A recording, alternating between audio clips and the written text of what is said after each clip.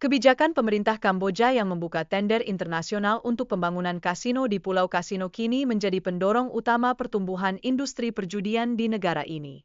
Namun, larangan perjudian bagi warga Kamboja justru memicu peningkatan jumlah kasino kecil, yang pada gilirannya menjadikan industri perjudian semakin berkembang dan menarik perhatian masyarakat internasional. Kartel judi di Kamboja memiliki sindikat internasional yang mendukung operasional mereka, termasuk situs judi online yang menarik perhatian pemain dari negara lain, termasuk Indonesia. Regulasi perjudian di Kamboja dirancang untuk menarik investor dengan penawaran biaya lisensi dan pajak yang rendah, sehingga mempermudah mereka untuk membuka bisnis kasino. Kamboja mencatat pendapatan pajak dari kasino mencapai sekitar 46 juta dolar AS, yang menunjukkan potensi ekonomi besar dari sektor perjudian.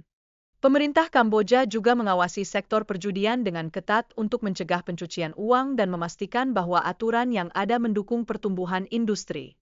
Keberadaan kasino telah mendorong pembangunan kota-kota seperti Poipet dan Sihanoukville yang sebelumnya sepi, kini mengalami kemajuan pesat, menunjukkan dampak positif dari industri perjudian.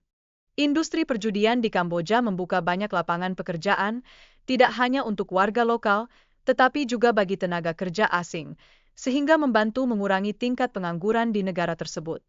Proyek jalan tol yang dibangun untuk meningkatkan akses antara Kamboja dan Vietnam juga bertujuan untuk menarik turis ke kasino, yang berkontribusi pada pertumbuhan ekonomi yang lebih besar.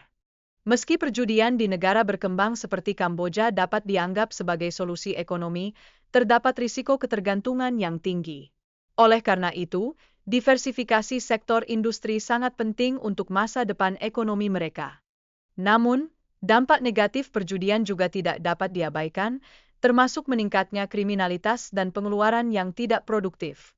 Masyarakat yang terjangkit perjudian seringkali mengalami kesulitan ekonomi yang dapat memicu tindakan kriminal. Dalam konteks ini, pemerintah perlu mengawasi industri perjudian dan mempertimbangkan alternatif lain, seperti pengembangan teknologi dan pariwisata, untuk membantu menciptakan ekonomi yang lebih stabil dan menarik bagi investor.